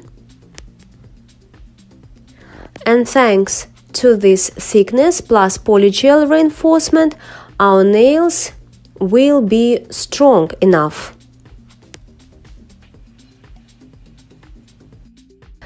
If in the process of laying out the material we have found out that the side walls turned out to be puffy, that is, if you have a stack of material on any of the side walls, we can also file it. That is, we saw the side walls only if there is excess material there. We do not file a natural nail with a file. That is, we do not touch the side walls, the natural surface of the nail. If there is a volume of material, then we put our file and remove this volume. This will give us something that our shape will become clearer, which means we strive to make a clear square. When we file the end part, that is this part, we may have several options. If we make a clear square, the file should stand at an angle of 90 degrees to the end. Thus, we get a clear square and straight lateral parallels.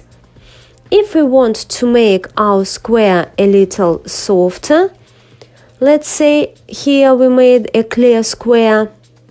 We have a low parallel to the axis of the finger, clear lateral parallels, a clear end part. Here we have a sharp corner. If we want to go into a soft square shape, we round off that corner a little bit. That is, we do not touch this lower parallel, we only slightly soften our corner of the nail. Now, with another color, we will make it a little softer. And we already have a soft square. But we also have a file to the end at 90 degrees. There is another modification of the quadrant form. When we slightly lean more towards ourselves with square-shaped sawdust, that is, our end is not so clear, a little bit oval. It's almost invisible to the eye, but this shape seems less aggressive than a clear square.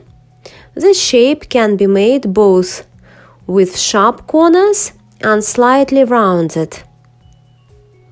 After filing the form, we need to carefully remove the dust. We also take an orange stick, a damp tissue, a wet tissue, remove dust under the cuticle and under the free edge of the nail. We thoroughly wipe everything.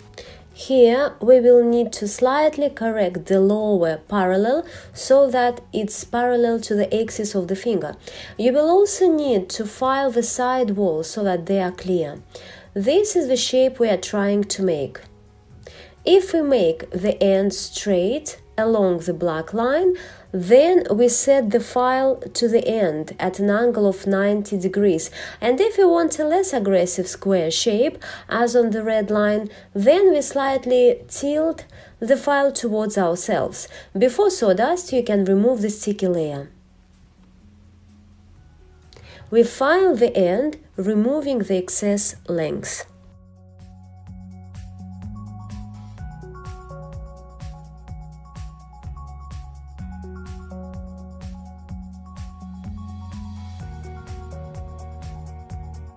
Now we file the left side wall, making it more clear.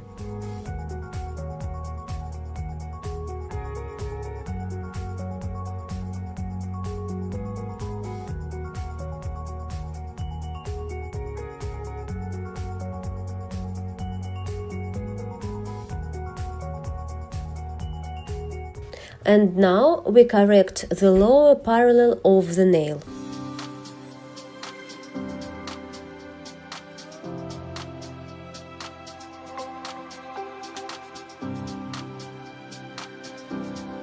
Now we do the same on the right side. First we file the right side wall, then we will correct the lower parallel of the nail.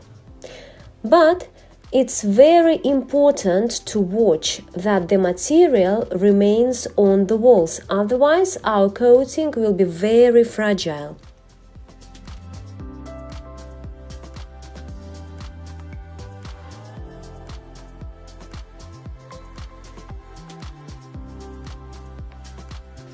And again, we correct the end and remove excess material from under the nail, if it remains there.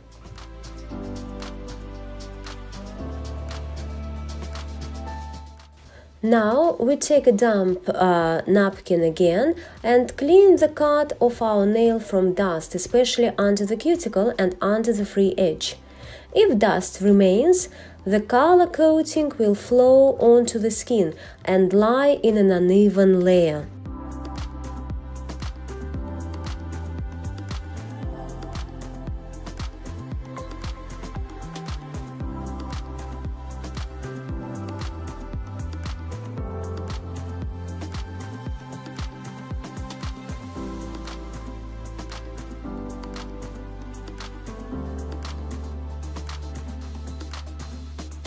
The next step is to apply the color coating, but before applying the color coating, before the first layer, we must definitely take our pusher and push back the cuticle. We take a brush. Be sure to remove excess material from the holder, and on one part we have color. We apply color in 3 movements. We put our brush, push a little under the cuticle and pull down. This is the first movement in one continuous movement. Next, we also apply it on the right and apply it on the left. Then, if required, we can already paint over our color under the cuticle with a thin brush. We apply the second layer of color without lifting the cuticle with a pusher. That is, we must paint on the first layer everything as close as possible under the cuticle. So, with the second layer, we are already bringing our color to ideal.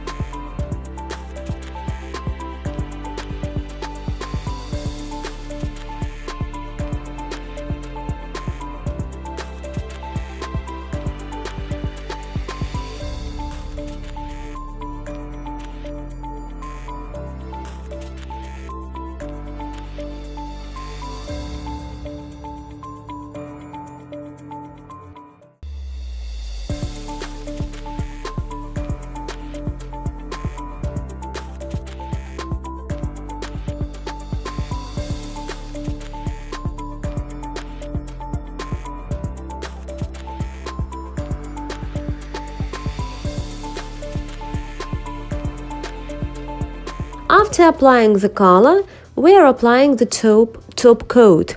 We also applied, first we make a substrate on which our drop will flow. That is, we first apply it to the entire nail plate. We apply it thinly. Next, we put the drop in the center and pull down. If necessary, here and here we put drops on the sides. We are already turning off the handle and leveling our material. The largest amount of material should fall precisely on the highest point, on the apex point, and gradually our material can go either directly or a little or be reduced to nothing. We put it into the lamp, dry it completely. The client pulls it out of the lamp. We must definitely wait for our top to cool down, because if we remove the sticky layer on a hot top, we will lose the gloss for it. Therefore, we wait until it cools down a bit, about 30 seconds. We take a tissue and remove our sticky layer. When we have taken our tissue, folded it into 4 parts, moistened with alcohol, put it on our finger. We do not need to rub the stickiness all over our hand. We just put our tissues on our finger and pull it down onto ourselves. Now we will apply the top coat. First, we make a thin substrate on which our top will spread. Now we put a small drop on the highest point and lead it to the free edge. Also, we add a few small drops on the sides, and if necessary, we level with a thin brush. Also, if it's necessary that the material does not leak into the side rollers, we turn the client's hand over.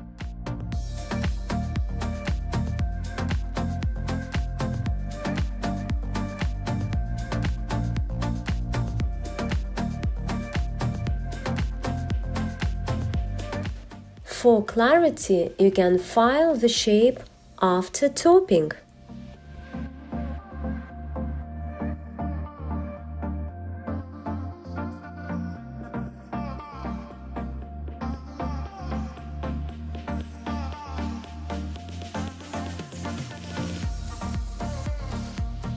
to the top if necessary. Make another file to give a more precise shape.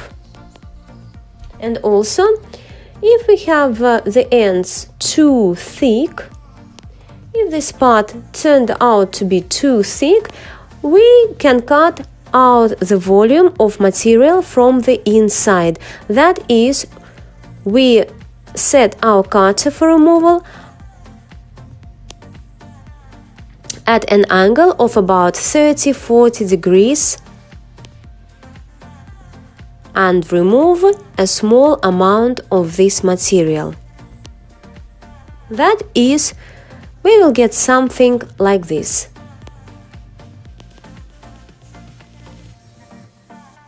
But this thickness at the end is small, but it should still remain. The approximate thickness that should remain is the thickness of the credit card. We remove the thickness from under the free edge with a thin carbide cutter. We turn the client's finger over and hold the right corner with our finger so that our cutter does not fly out onto the coating and damage it.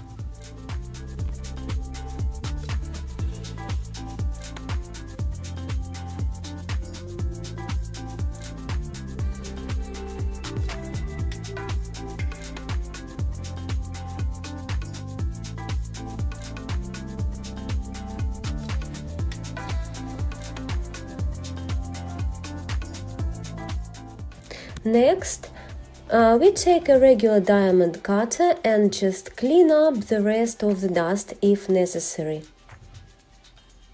We remove the sticky layer from the coating and also clean our nail from dust. We pay special attention to the area under the free edge.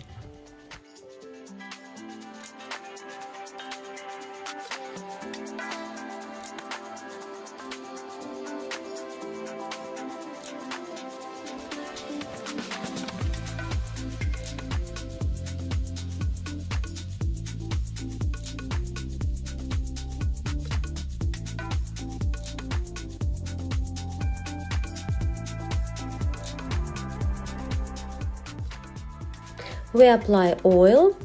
Take a small drop. First apply this drop with a brush on the glove and then distribute it over all the nail.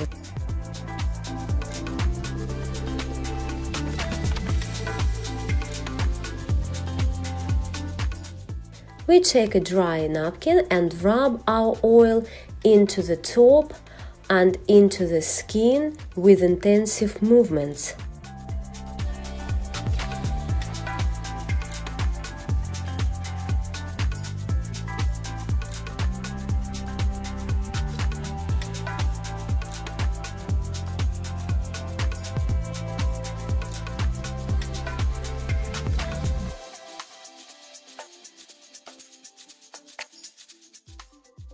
Now, have a look at our result.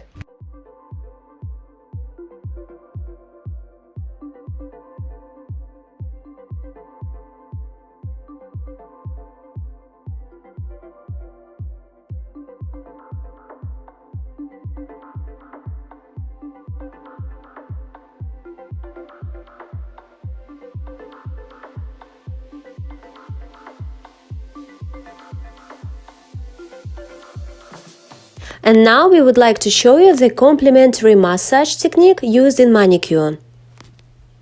Hand massage. It can be either a separate procedure that you can include in the service of your studio or the final stage after manicure. We have borrowed this massage technique from a well-known brand.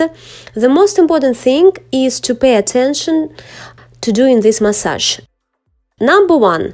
The master performs it with gloves. A little later I'll tell you why it's very important.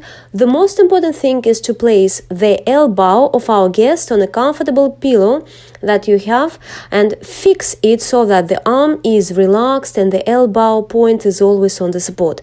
Then you take the client's brush and apply either serum or oil on the hand, that is a product with which you will be doing massage in order to combine massage movements with nutrition and care. In this case, we are working with professional cream, Christina Fitzgerald, day and night. We take all professional products, especially when they are in large volumes, with a special spatula that is by no means with our hands. So, we took a small amount of cream, put it on the glove first, and that's exactly why we do the massage with gloves too. The fact is that when you work with professional means, with any means that should go to the client, that is, all the products will pass and be absorbed into the skin of your guest. They will go to you as well, and of course it's hygienic. We warm up the cream a little, then transfer it to the brush, to the palm,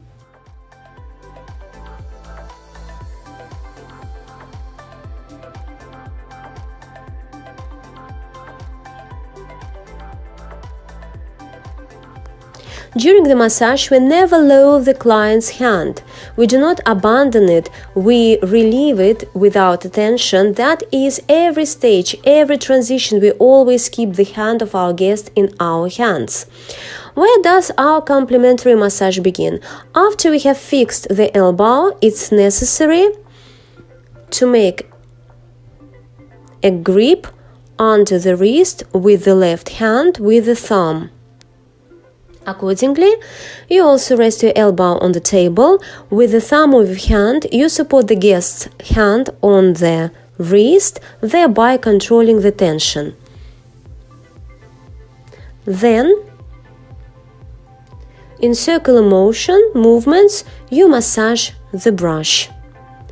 It's important that you do not pressure on your guest's hand and at the same time control that it's relaxed. But you will understand by how freely the hand will rotate on your hands. Then pay attention, without taking it off, you put the client's hand, turn the guest's hand, then with the little finger, with the second little finger, you stretch the palm, release two thumbs, they will be working, and the index and all the rest fingers are, as it were, a platform. We support the wrist, you see our palm opened in front of us, we unfold it, and then in a circular motion, we begin to massage the palm. Our two thumbs are working. We start with such large circular movements, move on to small ones,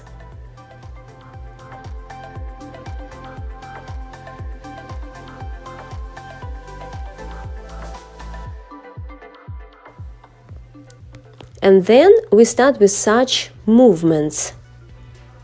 We are working on these holes well.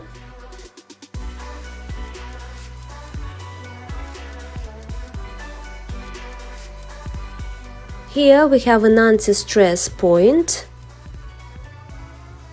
Usually the guest has different emotions after impacting on this point. Either they start to fall asleep or they start to wake up.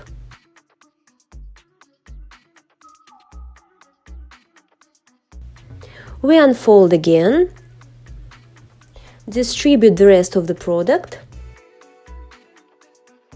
take the hand, and in the traditional way we begin to work out each finger very gently, slightly stretching the phalanx.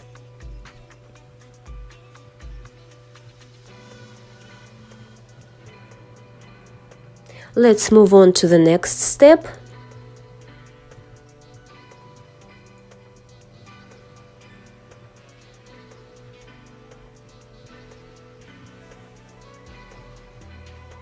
It's very important to ensure that the client's hand is relaxed.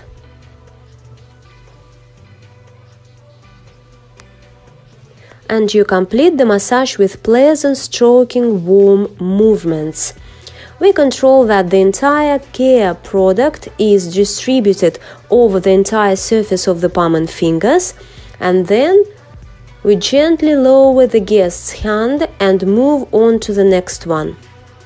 At the end of the massage, what we have left over from the product on my gloves, of course, well, I do not use them. Gloves are disposable, therefore it's very important to show this to the client and take them off and throw them away.